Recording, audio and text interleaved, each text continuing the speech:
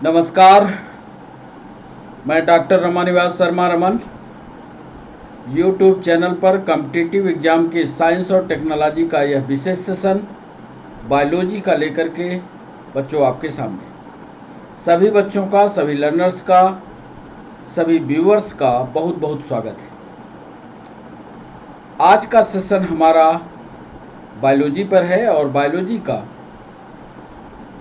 बहुत important chapter उत्सर्जन तंत्र पार्ट 1, एक्सक्रीटरी सिस्टम पार्ट 1 पर आज हम सवाल लेकर के थ्योरी के साथ आपके सामने आपने मार्क की है कि उत्सर्जन तंत्र पर एक लेक्चर हो जाए, तो आज हमने उत्सर्जन तंत्र को तय किया कि आपको पहले उसकी थ्योरी पढ़ा दें।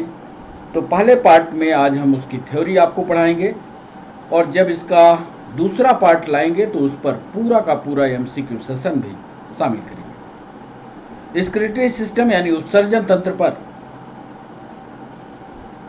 जो सवाल नीट में, स्टेट पीएससी में, यूपीएससी में, एसएससी में, पीएनएसटी में पूछे गए हैं, उन सवालों का भी आज हमने कलेक्शन किया है, लेकिन उन सवालों की संख्या सिर्फ आज 5 होगी। आज हमारा उद्देश्य आपको उत्सर्जन तंत्र की फिजियोलॉजी, उत्सर्जन तंत्र की संरचना, उत्सर्जन तंत्र के आधार पर जंतुओं का वर्गीकरण, ये सब बताना है। इसलिए इस लेक्चर को थ्योरी के हिसाब से आपको पढ़ने की ज़रूरत है। आज के इस चैप्टर को आप विधिवत नोट्स के रूप में कन्वर्ट कर लीजिए, ताकि जब हम आपसे ये 5 सवाल पूछें तो उन सवालों में आपको दिक्कत ना हो। उत्सर्जन तंत्र हमारे शरीर का एक अभिन्न अंग है।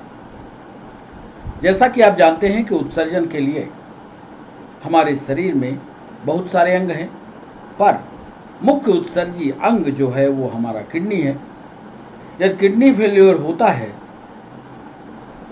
तो शरीर को सही दिशा में चलाना मुश्किल होता है। आपकी स्क्रीन पर 2 सेम के बीच के आकार की रचनाएं दिख रही हैं, भूरे कलर की, और ये भूरे कलर की रचनाएं किडनी है। यानी एक जोड़ी संरचना हमारे शरीर में होती है और इसका काम होता है अवशिष्ट पदार्थों का या वेस्ट प्रोडक्ट का छानना। फिल्ट्रेशन मुख्य कार्य होता है। हम शरीर में जो भी अवांछनीय चीजें खाते हैं या जो शरीर में हमारे अवांछनीय प्रोडक्ट बनते हैं, उनको ये हमारी किडनी छान करके और शरीर से बाहर निकालती है। ध्यान से आप देख रहे होंगे, इसकी संरचना का आगे हम विस्तार से आपको समझाएंगे कि ये किडनी से 2 ट्यूब्यूल निकलती है, 2 नलिकाएं निकलती हैं जो आगे जाकर के एक बड़े चैम्बर में खुलती हैं। जो नलिकाएं होती हैं ये मूत्र नलिका कहलाती है, यूरेटर इसको बोलते हैं। दोनों तरफ की यूरेटर आगे जाकर के एक ब्लैडर में खुलती हैं, जिसको मूत्राशय या ब्लैडर कहते हैं, और यह ब्लैडर आगे जाकर के यूरेथ्रा के द्वारा शरीर से बाहर निकलता है। मूत्र कैसे बनता है, इस पर भी नीट में सवाल पूछे गए, पीएससी में सवाल पूछे गए, यूपीएससी में सवाल पूछे गए, एसएससी में सवाल पूछे गए। हमारी बात को, हमारे लिखने को आप नोट्स के रूप में कन्वर्ट कीजिएगा तो आपकी यह थ्योरी पूरी तरह से एक्सक्रीटरी सिस्टम पर जो भी सवाल आएंगे उसको आप बेहतरीन ढंग से कर पाएंगे। तो बच्चों, आज हमने जो सब्जेक्ट का नाम दिया है वो deep discussion and MCQ on excretory system part 1 for all competitive exam. कोई भी कॉम्पिटिटिव एग्जाम में जाओगे, साइंस और टेक्नोलॉजी में यदि एक्सक्रीटरी सिस्टम पर सवाल आएगा तो ये थ्योरी आपको काम देगी। आज हमने 15 पॉइंट एक्सक्रीटरी सिस्टम पर लिखे और वो लिख करके आपको बताएंगे। हिंदी मीडियम वाले बच्चे, हिंदी में तो हम लिखेंगे, लेकिन उसकी टर्मिनोलॉजी को हम अंग्रेजी में आपको समझाते चलेंगे, आपको दिक्कत नहीं होगी। जैसा कि हमने आपको कहा है कि थ्योरी पढ़ाने के बाद या थ्योरी लिखने के बाद आपसे 5 सवाल भी पूछेंगे, तो उन 5 सवालों को करने के लिए आप थ्योरी पर हमारे साथ लाइव बने रहिएगा। चैनल को सब्सक्राइब करना, चैनल को लाइक करना, चैनल को शेयर करना, ये आपकी जिम्मेदारी है। आपका फायदा हो, हम ये चाहते हैं। यदि आप क्लास में आ गए हैं तो क्लास को क्विट मत कीजिएगा, क्लास में बने रहिएगा। तो चले सेशन की ओर। उत्सर्जन तंत्र बड़ा इंपॉर्टेंट टॉपिक है, जो हमारे साथ 11th 12th या कॉम्पिटिटिव एग्जाम के बच्चे जुड़ते हैं, उनके लिए नोट्स बनाने का सबसे बढ़िया सेशन ये होने जा रहा है। तो आइए deep discussion and MCQ on scrutiny system part 1 में सबसे पहला पॉइंट जो हम लिखने जा रहे हैं, उस पॉइंट को लिखिए आप। पहला पॉइंट, उत्सर्जन तंत्र, स्क्रूटनी सिस्टम पर पहला पॉइंट।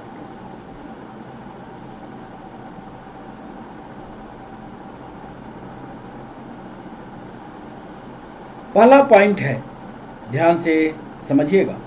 एक प्रक्रिया होती है हमारे शरीर में जिसको मेटाबॉलिज्म या उपापचय कहते हैं। यह बायोलॉजी का बड़ा इंपॉर्टेंट टॉपिक है। इस पर भी लेक्चर या वीडियो हम बनाएंगे, मेटाबॉलिज्म पर, उसको भी पढ़ाएंगे। मेटाबॉलिज्म है हमारे शरीर में जब हम खाना खाते हैं तो खाने से जो हमको एनर्जी मिलती है, या आप ये कह लीजिए कि बड़े बड़े जो भोज्य पदार्थ के कण होते हैं, यदि वो छोटे छोटे कणों में टूट करके हमें ऊर्जा देते हैं, वही उपापचय या मेटाबॉलिज्म। पहला पॉइंट उसी पर हम लिख रहे हैं कि उपापचय के परिणाम स्वरूप, उपापचय के परिणाम स्वरूप, यानी मेटाबॉलिज्म के रिजल्टेंट, मेटाबॉलिज्म हुई और उसका जो परिणाम निकला, मेटाबॉलिज्म के परिणाम स्वरूप बने नाइट्रोजिनस अवशिष्ट, नाइट्रोजनी अवशिष्ट उत्पादों के पृथक्करण,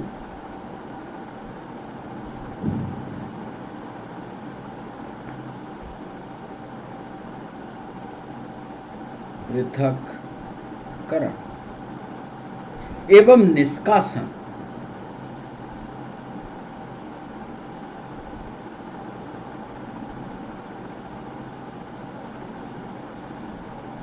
को एक्सक्रीशन या उत्सर्जन कहते हैं। कितनी बढ़िया परिभाषा है। हमारे शरीर में शर्त यह है कि पहले मेटाबॉलिज्म हो, और मेटाबॉलिज्म के द्वारा जो वेस्ट निकले, वेस्ट भी जो निकले वो नाइट्रोजिनस हो। आगे विस्तार से हम समझाएंगे कि जो वेस्ट निकल रहा है वो नाइट्रोजिनस ही क्यों है। तो नाइट्रोजिनस वेस्ट निकले और वो नाइट्रोजिनस वेस्ट हमारे शरीर से निकाल दिया जाए, यही प्रक्रिया उत्सर्जन या एक्सक्रीशन की कहलाती है। तो ये पहला पॉइंट। ऐसा ही एक सवाल पीएससी प्री मेंस में लिखने को आया था। 3 नंबर का ये सवाल था कि एक्सक्रीशन की परिभाषा लिखिए। यदि आपको एक्सक्रीशन की परिभाषा लिखना हो, शब्दों की सीमा हो, एक लाइन में लिखना हो, तो आप इसी तरह से लिखिएगा। उपापचय के परिणाम स्वरूप बने नाइट्रोजनस अवशिष्ट उत्पादों के पृथक्करण एवं निष्कासन को एक्सक्रीशन या उत्सर्जन कहते हैं। बच्चों, दूसरा महत्वपूर्ण पॉइंट, भिन्न भिन्न जंतुओं में, अब इस संसार में बहुत सारे जंतु हैं, बहुत सारे जीव हैं, उनके लिए हमने दूसरा पॉइंट तय किया कि भिन्न भिन्न जंतुओं में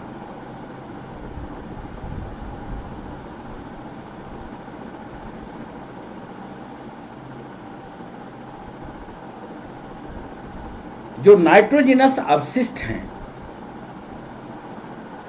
नाइट्रोजिनस वेस्ट हैं,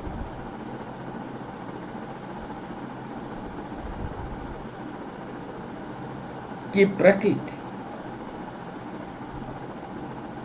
उनका निर्माण,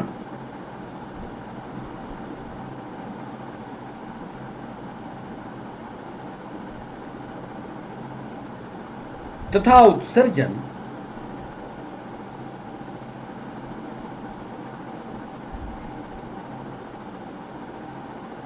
विभिन्न प्रकार के उत्पादों के रूप में, बड़ा इंपॉर्टेंट पॉइंट है, विभिन्न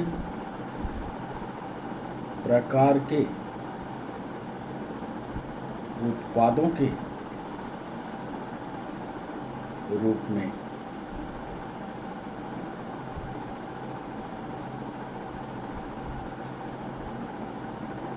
होता है। मतलब ऐसा नहीं है कि संसार का हर जीव एक ही प्रकार का नाइट्रोजनस वेस्ट निकालेगा। आपसे कोई पूछे कि हर संसार का जीव क्या एक प्रकार का ही नाइट्रोजनस वेस्ट निकालेगा, कतई जवाब मत दीजिए, कह दीजिए नहीं, हर जीव अलग अलग प्रकार का नाइट्रोजनस बेस्ड प्रोडक्ट निकालेगा। और वो नाइट्रोजनस बेस्ड प्रोडक्ट कौन कौन से हो सकते हैं, हम लिखे देते हैं, जैसे अमोनिया, कोई जीव अमोनिया निकालेगा, कोई जीव यूरिया निकालेगा, कोई जीव यूरिक एसिड निकालेगा। इसी के आधार पर जीवों का वर्गीकरण भी किया गया है। आगे हमने एक चित्र बनाया है, उस चित्र को आपको दिखाएंगे। भिन्न भिन्न जंतुओं में नाइट्रोजनस वेस्ट के प्रकृति, उसका निर्माण तथा उत्सर्जन भिन्न प्रकार के उत्पादों के रूप में होता है, जैसे अमोनिया, जैसे यूरिया, जैसे यूरिक एसिड।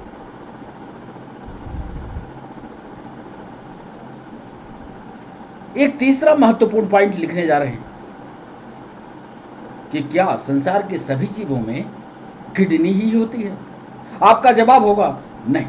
हमने एक टेबल बनाई है कि संसार में जब क्लासिफिकेशन आपको पढ़ा रहे थे तो प्रोटोजोआ, पोरीफेरा, सिलेंट्रेटा, प्लेटीहेल्मिन्थ, सारे फाइलम पर अलग अलग जीव पढ़ाए थे। हर जीव में उत्सर्जन के लिए सिर्फ किडनी नहीं होती, अलग अलग अंग पाए जाते हैं, उनके नाम भी अलग अलग है। तो लिखिएगा, सभी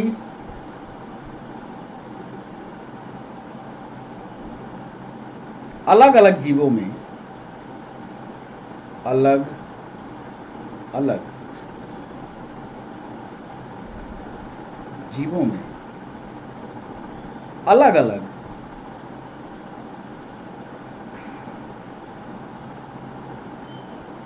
उत्सर्जी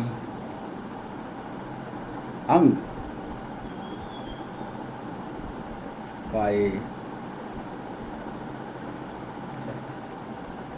अब बोलेगा कि साहब कौन कौन से उत्सर्जी अंग हैं, तो इसकी भी एक लिस्ट हमने तैयार की है। ये ऑब्जेक्टिव में पूछा जाता है कि यदि आप आर्थ्रोपोडा में हैं या जोरदार टांग वाले जंतु हैं तो आप में उत्सर्जन के लिए क्या किडनी होगी? आपका जवाब होगा फिर कुछ दूसरा होगा। उनका अंग लिखे देते हैं, उनका नाम लिखे देते हैं। आगे विस्तार से आपको इसको समझाएंगे। तो दूसरे पेज पर चलते हैं और लिख देते हैं कि कुछ जीवों में मैल पीघियन ट्यूब्यूल ये उत्सर्जी अंग का काम करती है। कुछ में ग्रीन ग्लैंड होती हैं। अब ये आपको याद रखना पड़ेगा, कहाँ ग्रीन ग्लैंड है, कहाँ मैलपिघियन ट्यूब्यूल है, कहाँ कॉक्सल ग्लैंड है। ये सब हम आपको याद करवा देंगे, आगे टेबल बनाया है। कहाँ न्यूरल ग्लैंड है,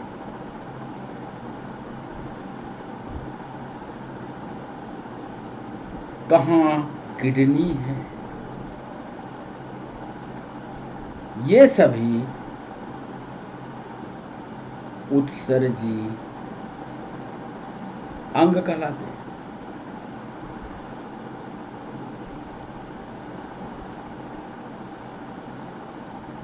चलिए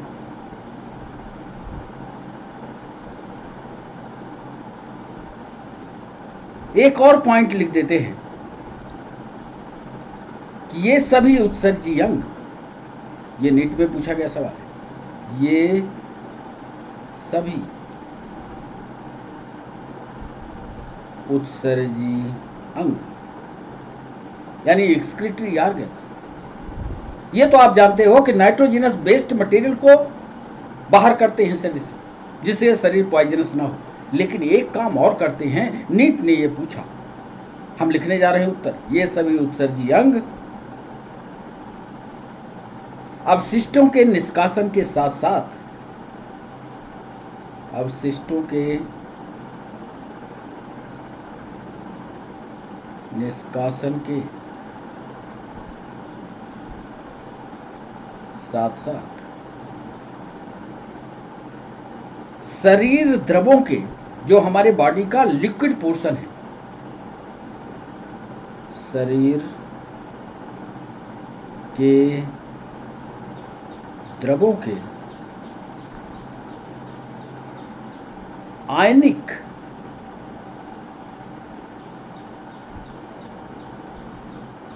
एवं अम्ल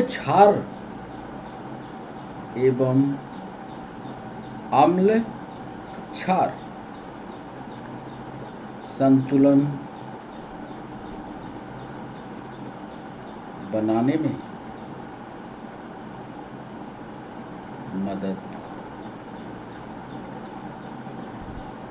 मतलब एसिडिटी, बेसिसिटी हमारे शरीर की यदि बैलेंस करना हो तो ये एक्सक्रीटरी ऑर्गन भी करते हैं। ज्यादातर बच्चे सिर्फ इतना जानते हैं कि किडनी का काम होता है यूरिन करना।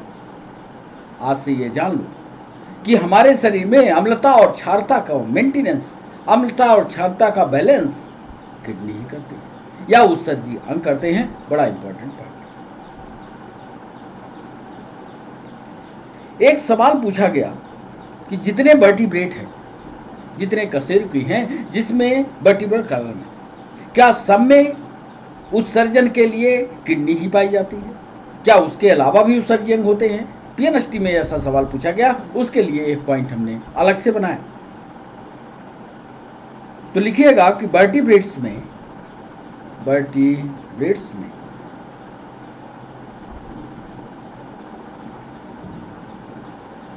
किडनी के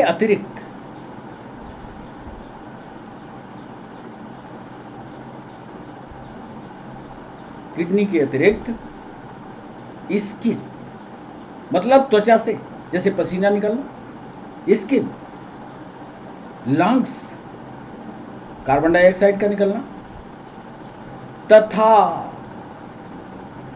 लीवर भी उत्सर्जन का कार्य। बड़ा इंपॉर्टेंट सवाल ये भी है। सिर्फ किडनी उत्सर्जी अंग है ऐसा मत मानिए। किडनी तो यूरिन का फिल्ट्रेशन कर दिया, यूरिन बना दिया, नाइट्रोजनस वेस्ट को अलग कर दिया, लेकिन इसके अलावा वर्टिब्रेट्स में फेफड़े से भी कार्बन डाइऑक्साइड निकलती है, स्किन से पसीना निकलता है, और लीवर से वो वेस्ट मटेरियल जो पॉइजनस है हमारे लिए वो भी बाहर निकलता है। कभी कोई आदमी सल्फास खाता है और उस आदमी का पीएम किया जाता है, पोस्टमार्टम किया जाता है, तो यह पता करने के लिए कि ये जहर का सेवन करके मरा है, उसके लीवर से ही जांच होती है, क्योंकि पॉइजनस मटेरियल को पहले लीवर कैच करता है। तो ये महत्वपूर्ण पॉइंट। अब मनुष्य के यूरिनरी सिस्टम पर एक पॉइंट हमने बनाया, जरा उसको लिखते हैं। मनुष्य के उत्सर्जी तंत्र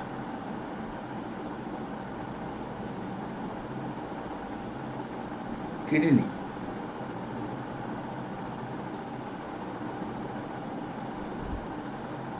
में मुख्य रूप से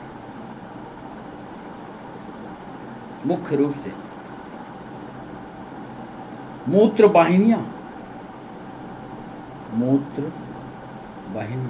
आगे हम चित्र से आपको पूरी तरह से दिखा देंगे, जिसको यूरेटर कहते हैं, मूत्र वाहिनियां, मूत्राशय,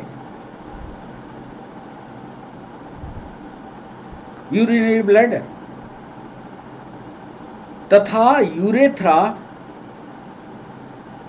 तथा मूत्रमार्ग,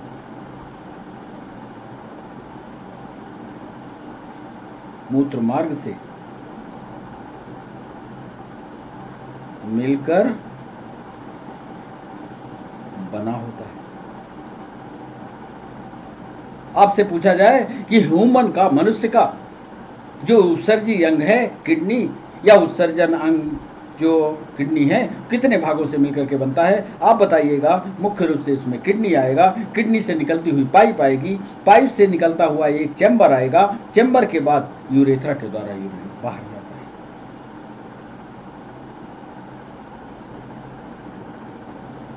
आगे की संरचना को कंटिन्यू करते हैं।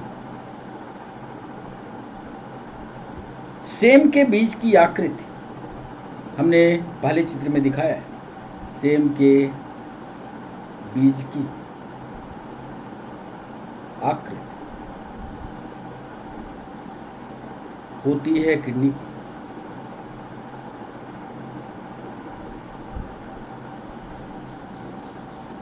सही है। एक जोड़ी किडनी कहाँ स्थित होते हैं? ये लीवर के नीचे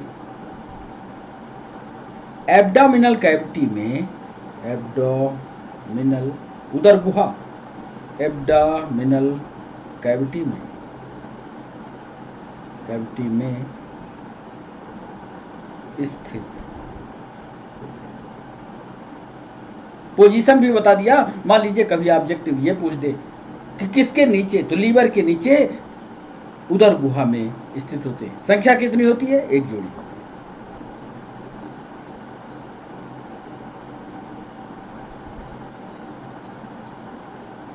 एक महत्वपूर्ण चीज यहीं लिखे देते हैं, दायां या राइट किडनी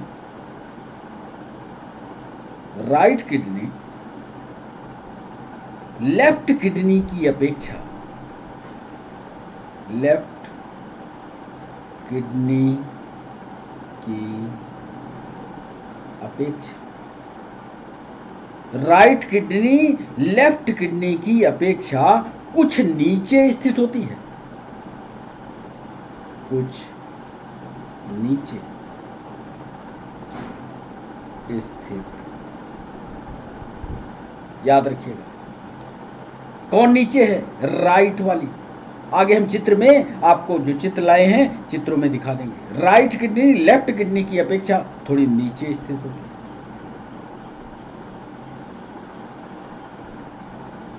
यदि आप किडनी का इंटरनल स्ट्रक्चर देखें, आंतरिक संरचना चीर दीजिए और उसकी आंतरिक संरचना देखिए, तो अगले पॉइंट में उस आंतरिक संरचना के बारे में यहां पर बहुत सारे सवाल पूछे जाते हैं।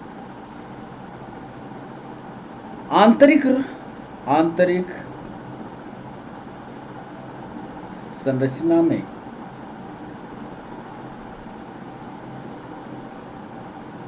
यह दो भागों से मिलकर बना। आगे हम चित्र में दिखा देंगे। बाहरी भाग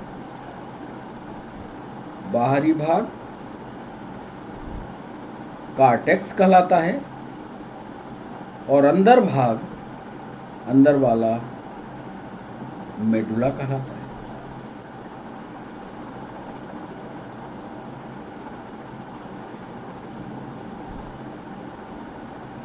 अब इससे ज्यादा नहीं पूछेगा। यही ऑब्जेक्टिव में पूछ सकता है कि यदि आंतरिक संरचना देखी जाए तो दो भागों से मिलकर के बनेगा। एक बाहरी भाग होगा जो कार्टेक्स कहलाएगा, अंदर वाला जो भाग होगा वो मेडुला कहलाता है।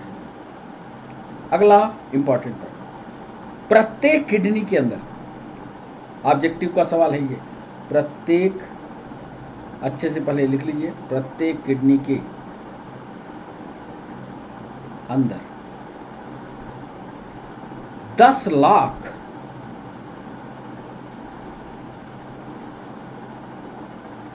कुंडलित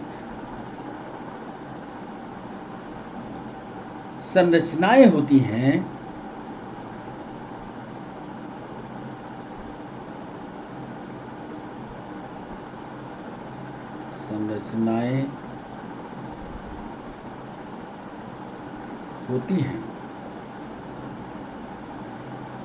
जिन्हें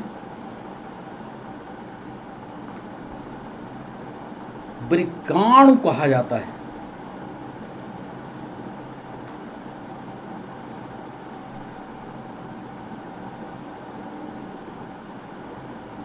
जिन्हें वृक्काणु कहा जाता है और वृक्काणु को अंग्रेजी में नेफ्रॉन बोलते हैं। नेफ्रॉन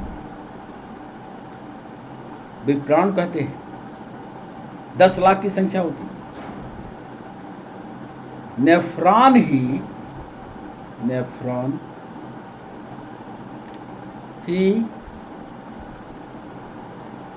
किडनी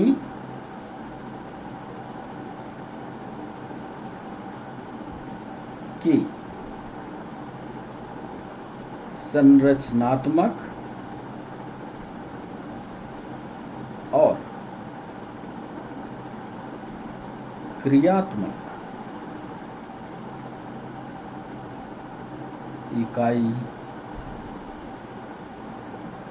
कहलाती। ये भी कई बार मध्य प्रदेश पीएससी में भी ये सवाल पूछा गया, कई बार ऑब्जेक्टिव में पूछा गया कि किडनी के अंदर होता क्या है। किडनी के अंदर छोटी छोटी करीब 10 लाख के आसपास पतली पतली नलिकाएं पाई जाती हैं और ये पतली नलिकाएं नेफ्रॉन या विकर्ण कहलाती हैं और किसी भी किडनी की ये स्ट्रक्चरल, संरचनात्मक और फंक्शनल यूनिट होती है।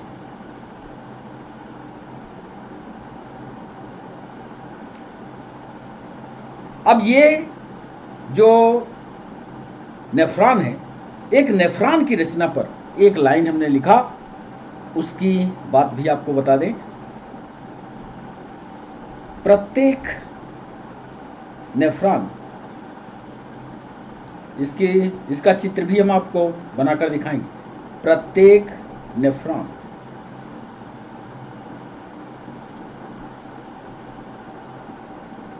नेफ्रॉन में एक बाउमैन capsule,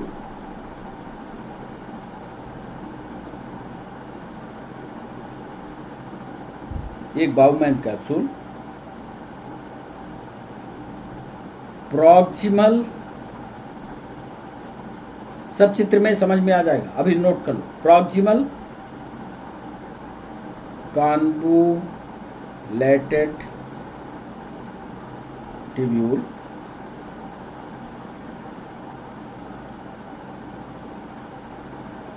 Henley loop distal convoluted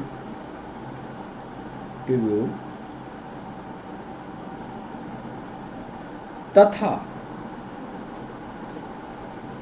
collecting duct पाई। कॉम्पिटिटिव एग्जाम में पूछता है कुल इसके कितने पार्ट होते हैं, तो आपको बताना है कि प्रत्येक नेफ्रॉन में Bowman's capsule, proximal convoluted tubule, Henle loop, distal convoluted tubule तथा कलेक्टिंग डक्ट। अंग्रेजी में बाउमैन्स कैप्सूल का मतलब होता है एक गोलाकार गेंद जैसी रचना। प्रॉक्सिमल का मतलब होता है पास, समीपस्थ, क्या कहेंगे इसकी हिंदी, समीपस्थ। कॉन्वोलेटेड माने कुंडलित नलिका, हेनले लूप और फिर इसके बाद दूरस्थ कुंडलित नलिका। यहीं पर लिख लेते हैं कि बाउमैन्स कैप्सूल के अंदर, बाउमैन्स कैप्सूल के अंदर रक्त कोशिकाओं का एक गुच्छा होता है, ब्लड कैपिलरीज का एक गुच्छा होता है जिसे ग्लोमेरुलस कहते हैं। चित्र में समझ में आ जाएगा, जिसे ग्लोमेरुलस कहते हैं। ग्लोमेरुलस छत्तीसगढ़ पीएससी में पूछा गया कि यदि ग्लोमेरुलस और बाउमैन्स कैप्सूल दोनों मिला दिया जाए तो कौन सी रचना बनेगी। हम लिख रहे हैं ग्लोमेरुलस तथा बाउमैन्स कैप्सूल, बाउमैन्स कैप्सूल आपस में मिलकर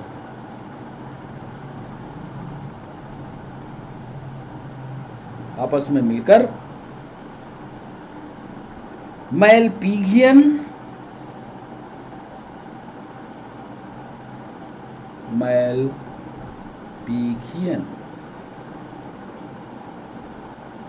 ट्यूब्यूल्स, याद के लिए मैलपीगियन ट्यूब्यूल्स बनाती है। और यही ट्यूब्यूल अल्ट्राफिल्ट्रेशन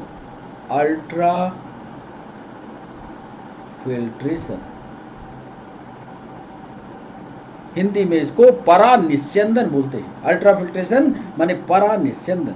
अल्ट्राफिल्ट्रेशन में महत्वपूर्ण भूमिका निभाती।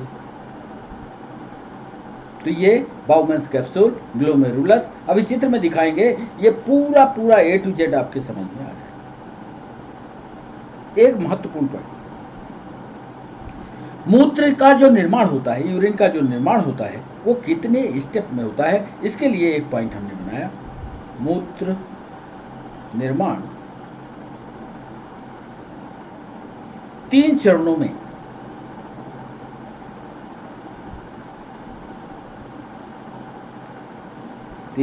में पूरा होता है। 3 चरण हैं उसके। पहला चरण अल्ट्राफिल्ट्रेशन।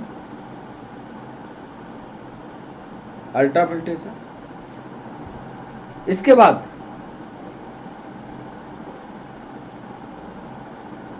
Selective reabsorption.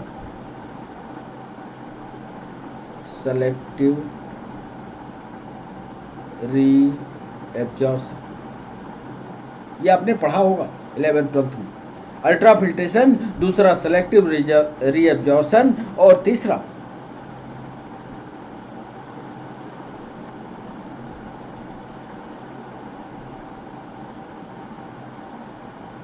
सिक्रीशन। अब इनके बारे में थोड़ी जानकारी आपके पास होनी चाहिए। मूत्र निर्माण की प्रक्रिया 3 प्रावस्थाओं में पूरी होती है। अल्ट्राफिल्ट्रेशन, सेलेक्टिव एब्जॉर्प्शन और सिक्रीशन की। अल्ट्राफिल्ट्रेशन में क्या होता है?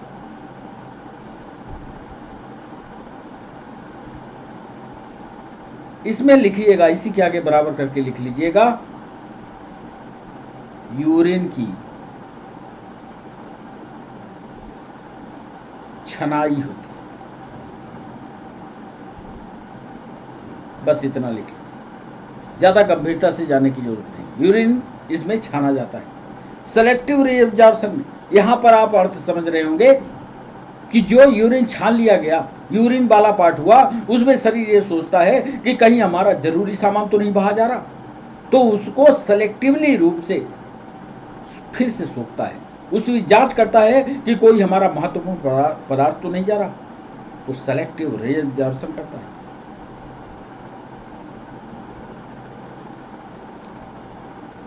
पुनः अवशोषण करता है। अभी चित्र में दिखाएंगे, समझ में आ जाएगा। और तीसरी प्रक्रिया में क्या करता है? तीसरी महत्वपूर्ण प्रक्रिया है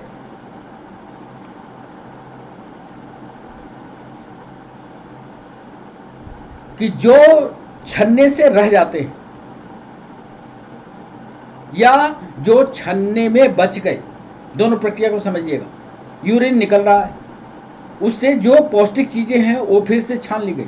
उन पौष्टिक चीजों में कौन सी ऐसी जरूरी चीज है जो कम है, उसको शरीर हमारा उस चीज को सिक्रीट करके उस ब्लड में मिला देता है। तो ये काम करता है सिक्रीशन का या श्रवण का, जरूरी चीजों का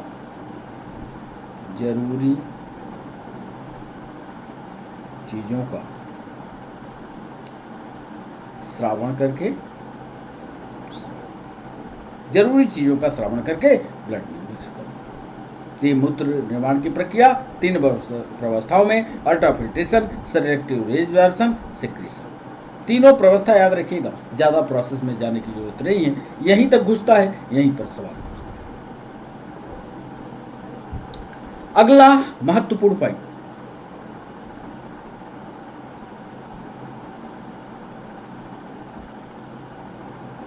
तीनों प्रक्रियाओं के बाद, तीनों प्रक्रियाओं के बाद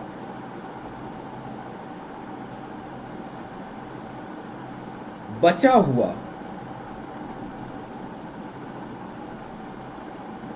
तरल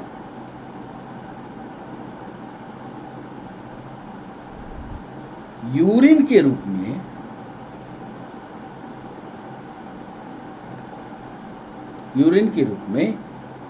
यूरिनरी डक्ट, यूरेटर में,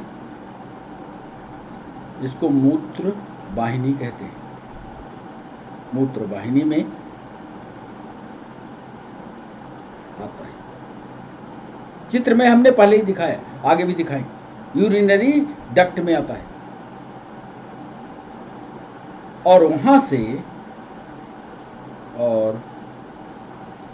वहां से यूरिनरी ब्लैडर में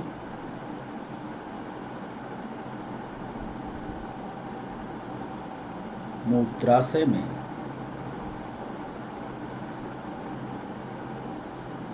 कलेक्ट हो जाता है, संग्रहित होता है। मूत्राशय से यूरिन का निकलना, मूत्राशय से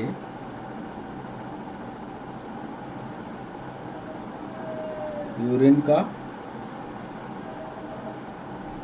निकलना मूत्र त्याग,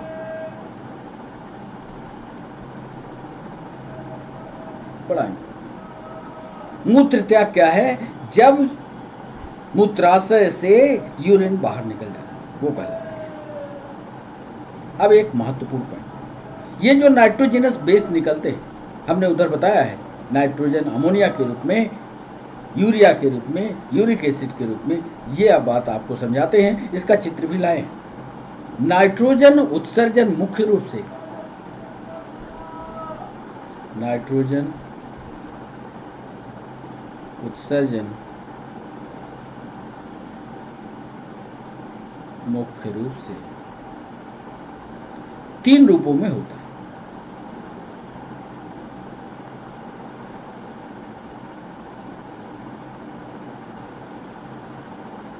अमोनिया पहले बता चुके हैं, अमोनिया, यूरिया और यूरिक एसिड।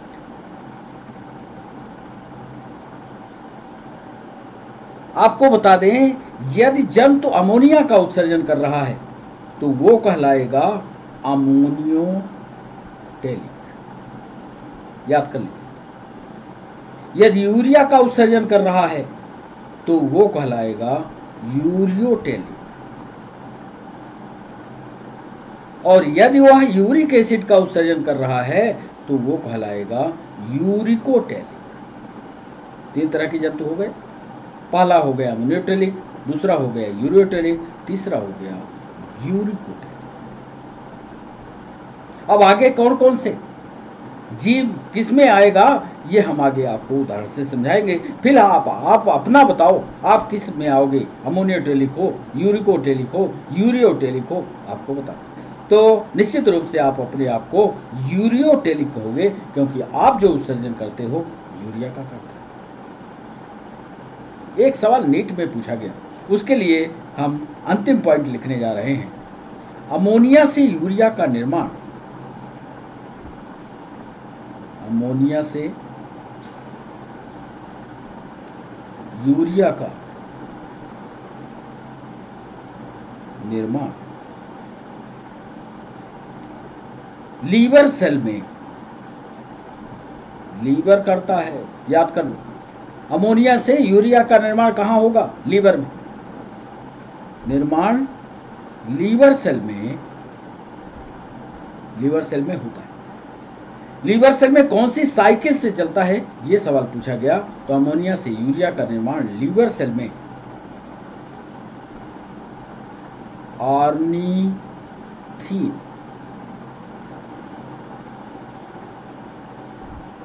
साइकिल या इसी को क्रेब्स हेंसलीट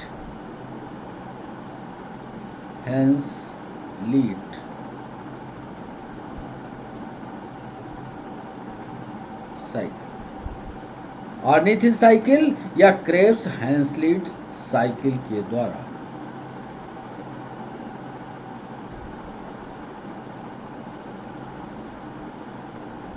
यह महत्वपूर्ण पॉइंट था। नीट में पूछा गया कि अमोनिया से यूरिया का निर्माण लीवर में तो होता है। अब लीवर में होता है तो इस प्रक्रिया में कौन सी साइकिल काम करती है? ऑब्जेक्टिव में क्रेब्स हेंसलेट साइकिल लिखा हुआ था, ऑर्निथिन साइकिल नहीं लिखा हुआ था। तो बच्चों दोनों पॉइंट पढ़े रहना कि अमोनिया से यूरिया का निर्माण लीवर सेल में ऑर्निथिन साइकिल या क्रेब्स हेंसलेट साइकिल के द्वारा। तो ये महत्वपूर्ण पॉइंट आज उत्सर्जन पर हमने आपके लिए लिखे। आशा है आपको ये उत्सर्जन के महत्वपूर्ण पॉइंट जितने लिखे हैं वो आपको याद हो गए होंगे। अब आपको समझाने की बारी है। यहाँ पर ऑब्जेक्टिव तैयार करवाने की जो हमने टेबल बनाए हैं उन टेबलों की बारी, चित्रों की बारी। एक्सक्रीटरी ऑर्गन्स प्रोटोजोआ या अमीबा में उत्सर्जी अंग उसकी बाहरी चमड़ी होती है जिसको प्लाज्मोलेमा कहते हैं। याद कर लीजिए, ऑब्जेक्टिव में पूछा जा सकता है कि अमीबा में उत्सर्जी अंग क्या होता है। तो बाहरी अंग, क्योंकि एक कोशिकीय है, जीव है, एक कोशिका में बाहरी जो दीवार होती है प्लाज्मोलेमा की बनी होती है, प्लाज्मोलेमा के द्वारा उत्सर्जन करते हैं। पोरीफेरा में आ जाना, हमने क्लासिफिकेशन आपको पढ़ाया है, कई वीडियो क्लासिफिकेशन पर दिए हुए हैं। तो स्पंज या सिलेंट्रेट में, यानी जो हाइड्रा है, ओबिलिया है, फाइसेलिया है, इन सब में जनरल बॉडी सरफेस से, सामान्य बॉडी सरफेस से या बाह्यतम बॉडी सरफेस से उत्सर्जन होता है। यह भी ऑब्जेक्टिव में पूछा गया नीट में कि फ्लेम सेल किस फाइलम में पाई जाती है। फ्लेम सेल ज्वाला कोशिका, ज्वाला कोशिका बच्चों याद रखना, ज्वाला कोशिका फैसियोला हेपेटिका और स्टीनिया सोलियम में पाई जाती हैं। और ये दोनों प्लेटी हेलमेंथिस या चैप्टी क्रिब के उदाहरण। यह सिर्फ सवाल पीएनएसटी में पूछा, नेफ्रीडिया किस में पाए जाते हैं? नेफ्रीडिया एनलीडा या अर्थवर्म या केचुए में। इसीलिए हमने ये पूरी साइकिल बना दी है, पूरा एक पन्ना तैयार कर दिया है, आपको भूले नहीं। मैल्पीजियन ट्यूब्यूल आर्थ्रोपोडा में, यानी काकरोच में मैल्पीजियन ट्यूब्यूल। कॉक्सल ग्लैंड, याद करो, स्पाइडर में, मच्छर में कॉक्सल ग्लैंड पाई जाती है। किडनी किस में पाई जाती है? Main excretory organ in all vertebrates. अपना नाम भी लिख लेना, नाम यहां लिख लेना, आप सब में किडनी पाई जाती है। एंटीना और ग्रीन ग्लैंड यदि आप बीएससी फर्स्ट ईयर की ओर पहुंचते होंगे या 12th में होंगे तो एक जंतु आपको पढ़ना पड़ेगा जिसका नाम है पैलीमो। इसी को प्राण भी कहते हैं। झींगा मछली में जो उत्सर्जी अंग है वो ग्रीन ग्लैंड होती है। कॉम्पिटिटिव एग्जाम देने वाले बच्चों याद रहना चाहिए, ये पूरी की पूरी टेबल आपके दिमाग पर घूमती रहनी चाहिए। इसीलिए हमने टेबल फॉर्म में आपको कर दिया है। ये सब सवाल पूछे गए हैं, सारे के सारे सवाल पूछे गए हैं बच्चों। इसलिए इसी तरह की टेबल जहां आप पढ़ते होगा वहां चिपका लीजिएगा, याद हो जाएगा। ये एक्सक्रीटरी आ गया। हमने किडनी की पूरी संरचना आपको बताई कि आपके पेट के अंदर एब्डोमिनल कैविटी में किडनी पाई जाती है। ये किडनी एक राइट किडनी होती है और एक लेफ्ट किडनी। हमने कहा कि राइट किडनी जो होती है अपेक्षाकृत दाहिनी किडनी थोड़ा नीचे होगी, लेफ्ट किडनी थोड़ा ऊपर। देख लीजिए, इन दोनों किडनी में ये सेब के बीज के आकार की होगी और इनसे दो पतली पतली नालियां निकलती हैं। ये देखो, इधर नाली निकल रही है, ये नाली और ये नाली आपके पेट में भी है। ये दो नालियां निकलती हैं, अर्थात किडनी एक जोड़ी होती है, अपनी अपनी तरफ की नाली निकल करके ये नाली जो है यूरेटर या मूत्र वाहिका कहलाती है। ये यूरेटर दोनों की जाकर के मिलकर के मूत्राशय इसको बोलते हैं, मूत्राशय में जाकर ये है मूत्राशय। और मूत्राशय आगे एक ट्यूबुलर रचना में शरीर से बाहर खुलता है, जो बाहर के वातावरण में यूरिन को छोड़ता है। इसको यूरेथ्रा कहते हैं, जहां से पेशाब निकलती है। इसको छिद्र बोलते हैं, छिद्र।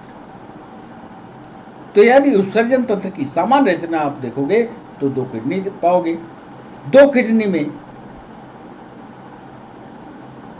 नालियां दोनों, यूरेटर दो, ये यूरेटर आगे की तरफ पास करता हुआ जाकर के मूत्राशय में खुलेगा, मूत्राशय यूरेथ्रा के द्वारा बाहर खुलता है। अब कहोगे आप कि इसमें साफ सप्लाई कैसे होती है?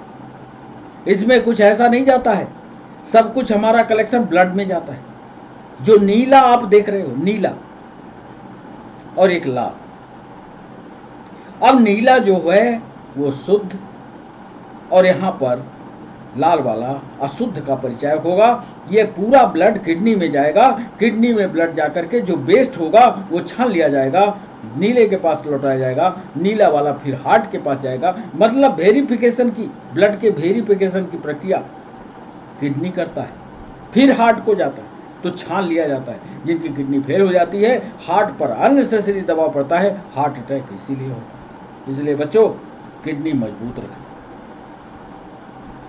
यदि किडनी को लंबवत काट दिया जाए, एलियास काटा जाए, होता क्या है किडनी के अंदर? जरा ध्यान से देखो, ये देखो, ये रीनल आर्टरी धमनी है, ये रीनल वेन।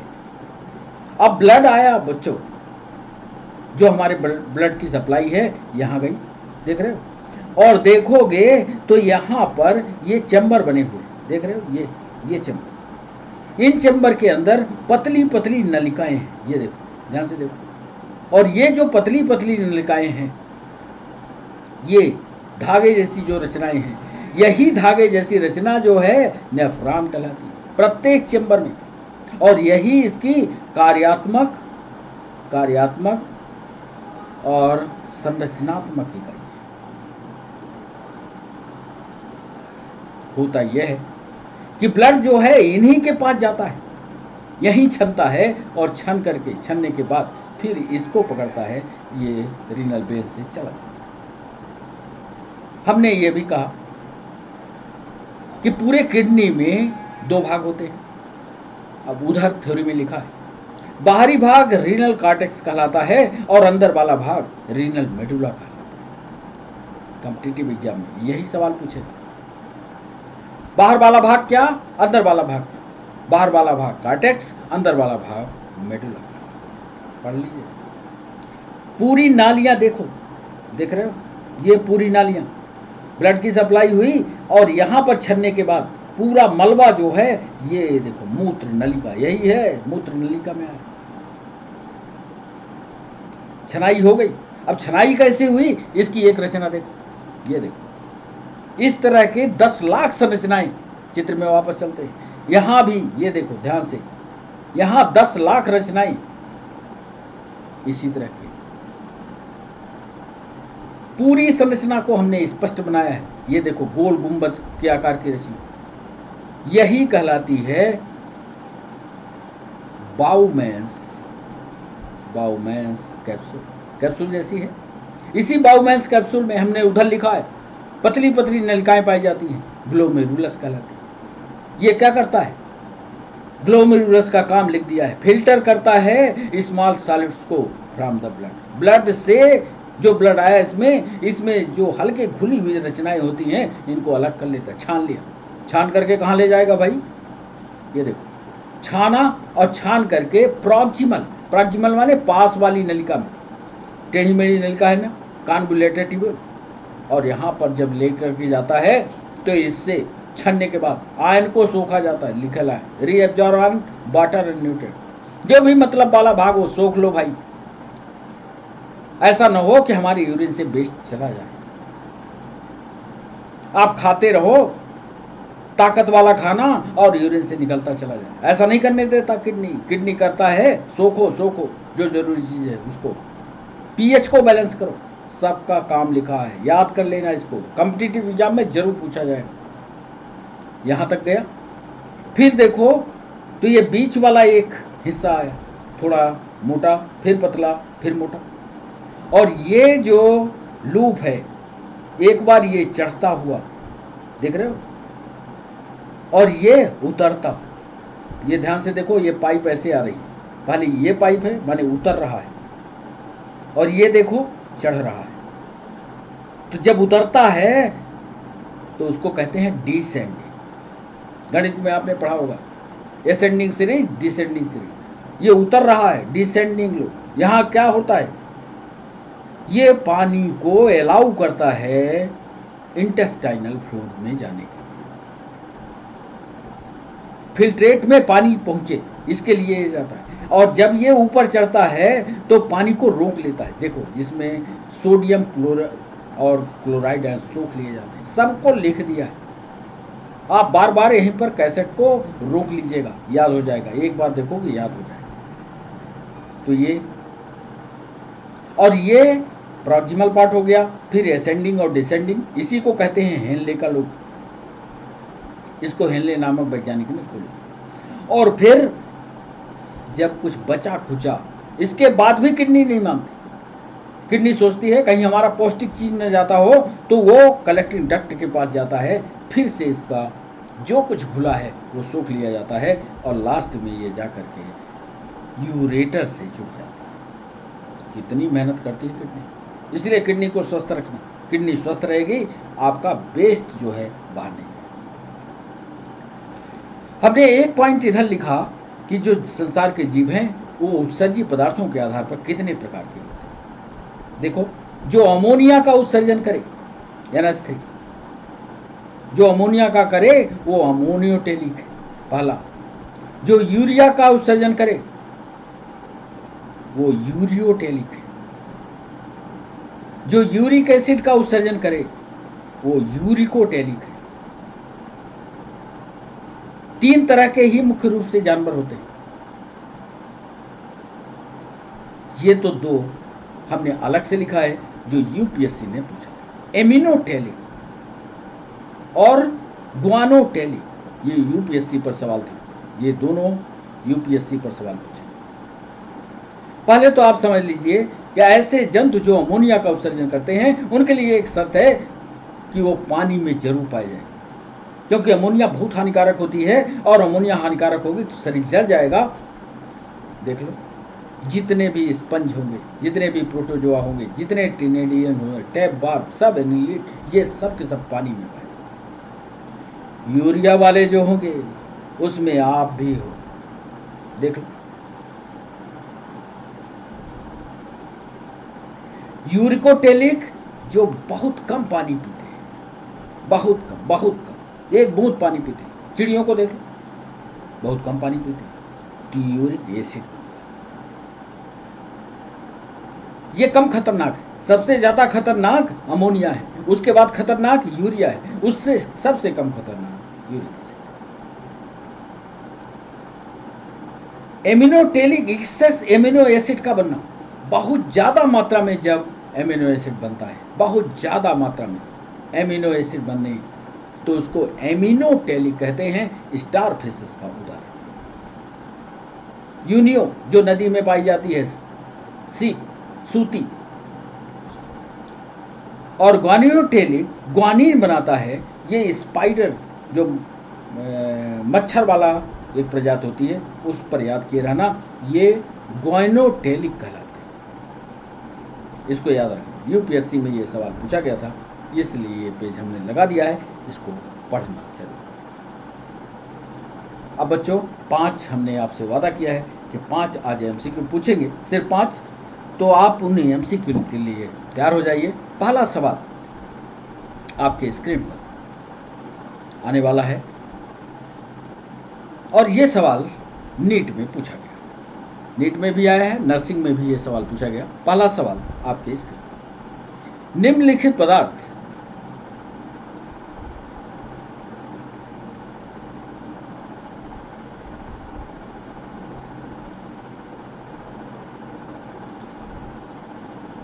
प्राणियों में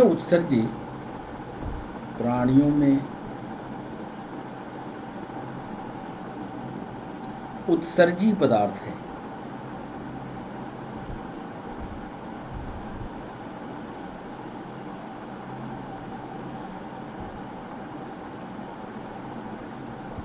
इनमें से कम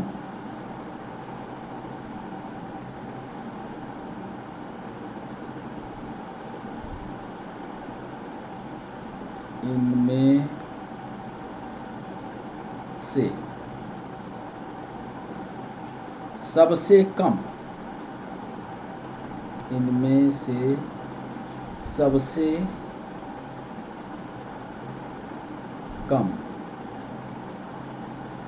अविशाल पदार्थ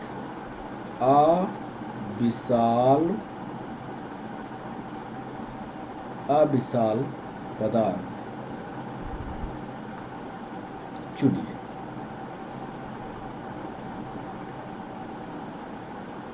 ये ऑप्शन दे रहे हैं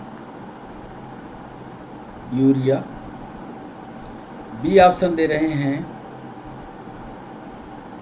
यूरिक एसिड, सी ऑप्शन दे रहे हैं अमोनिया और डी ऑप्शन दे रहे हैं कार्बन डाइऑक्साइड। निम्नलिखित पदार्थ प्राणियों के उत्सर्जी पदार्थ हैं। हम भी जानते हैं यूरिया भी है, यूरिक एसिड भी है, अमोनिया है, कार्बन डाइऑक्साइड। कितना देखिए ट्रिकी सवाल पूछ दिया नीट ने, नर्सिंग ने, पीएनएसटी ने ट्रिकी सवाल पूछ दिया। निम्नलिखित पदार्थ प्राणियों में उत्सर्जी पदार्थ हैं, इनमें से सबसे कम अविशाल सबसे कम अविशाल पदार्थ को आपको चुनना है। आप तब तक इसका उत्तर बताइए हमें, हम दूसरा सवाल आपसे पूछ लें, फिर इसके बाद कंप्लीट सेशन पर लाएंगे तो सारे सवालों का उत्तर आपको बताएंगे। दूसरा सवाल पूछ रहे हैं, निम्न लिखित में से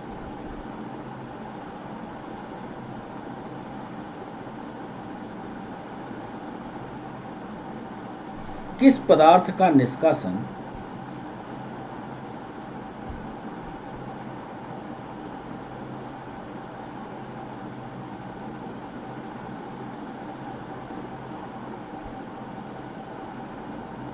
हमारे शरीर में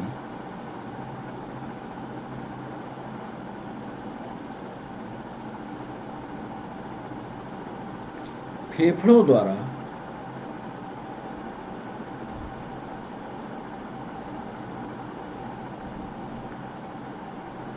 बहुत बड़ी मात्रा में किया जाता है।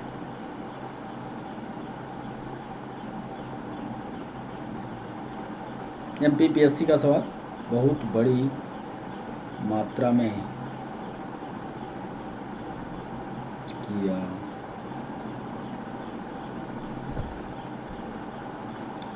ये ऑप्शन दे रहे हैं only carbon dioxide, B only H2O, C option CO2 and H2O। सोच समझ कर जवाब करिएगा। और फिर अमोनिया। निम्नलिखित में से किस पदार्थ का निष्कासन हमारे शरीर में फेफड़ों द्वारा बहुत बड़ी मात्रा में किया जाता है? यह सवाल हमने पूछा। सिर्फ कार्बन डाइऑक्साइड, सिर्फ पानी, कार्बन डाइऑक्साइड और पानी, सिर्फ अमोनिया। बच्चों तीसरा सवाल आपके स्क्रीन पर, निम्नलिखित में से यूपीएससी का सवाल, निम्नलिखित में से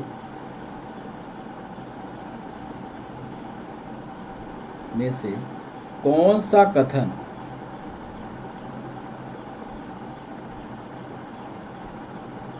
सही नहीं है?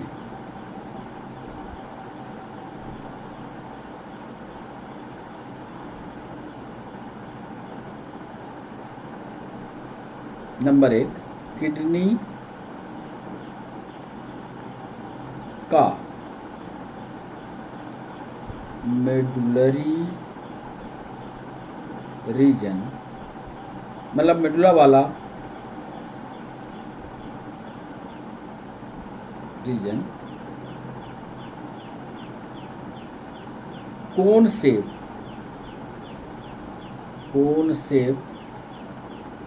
स्ट्रक्चर में शंकुरूपी रचना में बटा होता है। कोन शेप स्ट्रक्चर में बटा होता है, जिन्हें मेडुलरी पिरामिड कहते हैं, जिन्हें मेडुलरी पिरामिड कहते हैं।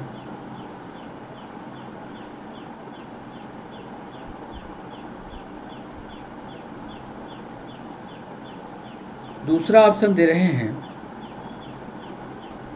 किडनी के भीतर कार्टिकल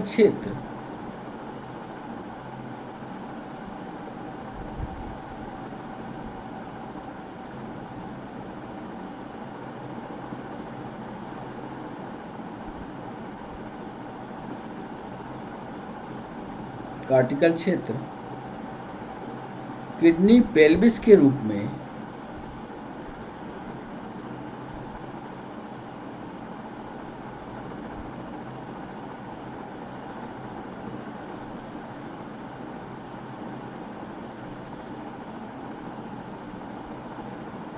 मेडुलरी पिरामिडों के बीच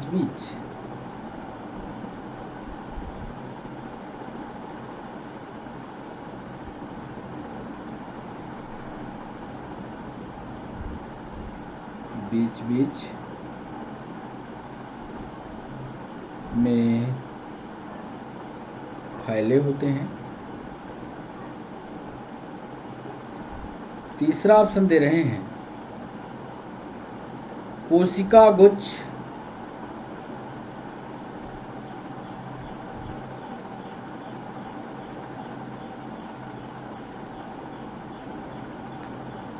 और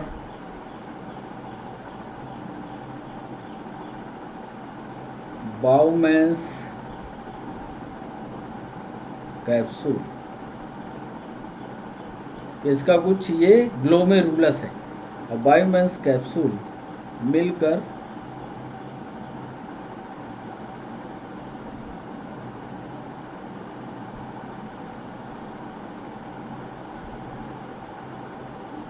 या इसको कैसिका गुच्छ कैपिलरी नेटवर्क इसको कहेंगे, कैपिलरी नेटवर्क, और बायोमेंस कैप्सूल मिलकर ग्लोमेरुलस बनाते हैं। और चौथा ऑप्शन है nephron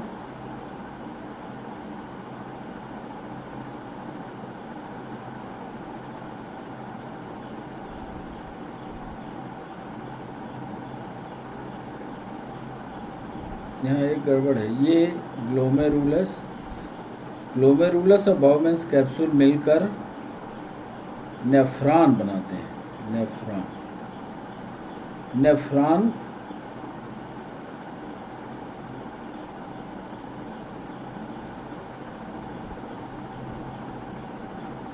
निकटस्थ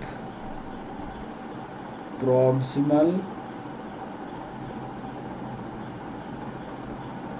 convoluted tubule and distal convoluted tubule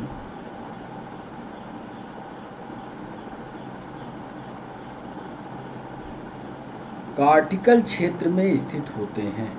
कार्टिकल reason में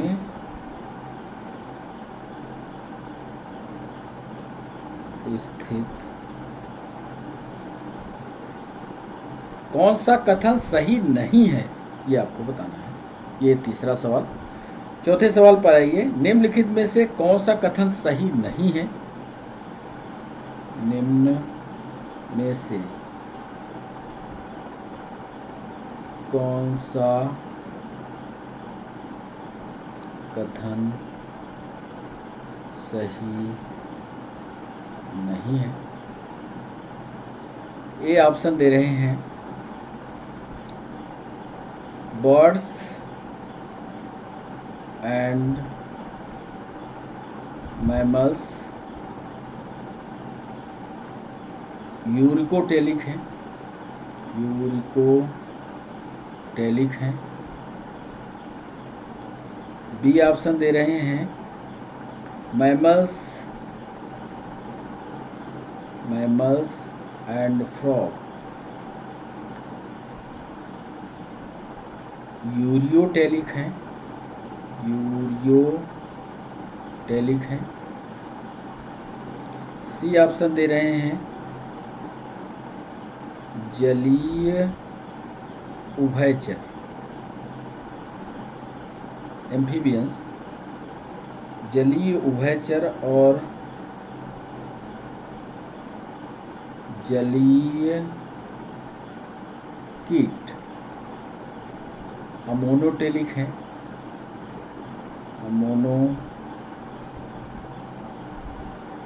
हैं। डी ऑप्शन दे रहे हैं,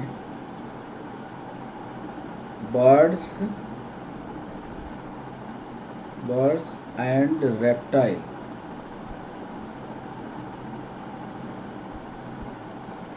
यूरियोटेलिक।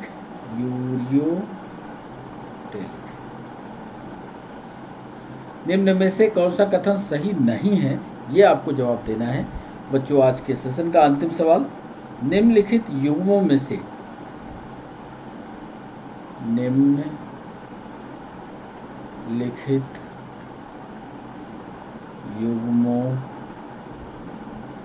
से कौन सा गलत है? कौन सा गलत है?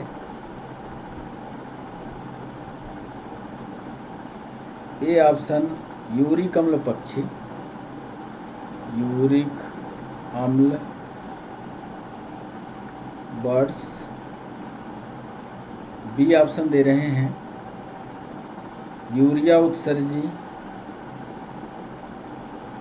यूरिया बराबर कीट या इंसेक्ट। सी ऑप्शन दे रहे हैं, अमोनिया बराबर टैडपोल। और डी ऑप्शन दे रहे हैं, यूरिया बराबर हाथी। कौन सा कथन गलत है, इसमें आपको बच्चों ये बताना है कि कौन सा इसमें कथन गलत है। तो ये 5 सवाल हमने आपसे पूछे हैं। इन 5 सवालों में से सही जवाब अब आपको बताना है कि कौन सा सही जवाब होगा। सही जवाब बताइए, आपने किया होगा। यदि नहीं किया है तो आप उत्तर हम आपको बताएं। तो चलें पहले सवाल की ओर, फिर सेशन को समाप्त करें। पहले सवाल में हमने आपसे जो पूछा, निम्नलिखित प्राणियों में उत्सर्जी पदार्थ है, इनमें से सबसे कम, हमने अभी आपको थ्योरी में भी बताया था, सबसे कम जो है वो होता है यूरिक एसिड, जो बर्ड्स करते हैं। दूसरा सवाल हमने पूछा, निम्नलिखित में से किस पदार्थ का निष्कासन हमारे शरीर में फेफड़ों के द्वारा बहुत बड़ी मात्रा में किया जाता है? बहुत बड़ी मात्रा में, ये सवाल जरूर याद रखिएगा। दूसरा सवाल, कार्बन डाइऑक्साइड और पानी का उत्सर्जन सबसे बड़ी मात्रा में होता है। तीसरा सवाल जो यूपीएससी ने पूछा, उसमें कौन सा कथन सही नहीं है? किडनी के भीतर कार्टिकल क्षेत्र में किडनी पेल्विस के रूप में मिडली पिरामिड्स के बीच बीच में फैले होते हैं, ये गलत है। बाकी पहला, तीसरा और चौथा, ये चित्र देखना पीछे का तो आपको समझ में आ जाएगा। चौथा सवाल, निम्न में से कौन सा कथन सही नहीं है? चौथा सवाल, इसका सही जवाब है बर्ड और रेप्टाइल्स ये यूरियोटेलिक होते हैं। बर्ड्स और रेप्टाइल यूरिक एसिड का, रेप्टाइल्स मतलब छिपकली वगैरह, ये सभी यूरियोटेलिक हैं। पांचवा सवाल और आज के सेशन का अंतिम सवाल आपसे पूछें तो इसमें यूरिया जो है ये कीट या इंसेक्ट्स जो होते हैं ये काहे का सिक्रेशन करते हैं, ये कौन सा गलत है? तो ये यूरिया कीट नहीं करते, यही गलत है। बाकी सब सही है। अमोनिया टैडपोल करता है, यूरिया हाथी करती है, यूरिक एसिड बर्ड्स करते हैं, यही एक गलत है। जो इंसेक्ट होते हैं वो क्या करते हैं ये हमने आपको बता दिया। तो बच्चों आज ये पहला पार्ट था, अभी सवाल पूछना रह गया है। आप स्क्रूटनी सिस्टम को बेहतरीन ढंग से पढ़िएगा, अच्छे तरीके से। आपके पास जो किताब होगी, आज जो हमने पढ़ाया, दोनों को मिला करके अच्छी तरह से पढ़िएगा। जब अगला वीडियो लाएंगे तो 20 सवाल हम स्क्रूटनी सिस्टम पर आपसे पूछेंगे। तो 20 सवालों के लिए अगले सेशन का आपको करना होगा इंतजार। आपने सेशन को अटेंड किया, इसके लिए सभी बच्चों का बहुत बहुत शुक्रिया। बच्चों आज के लिए बस इतना ही, फिर नए सेशन के साथ आपसे होती है मुलाकात। तब तक के लिए बच्चों बाय बाय, नमस्कार।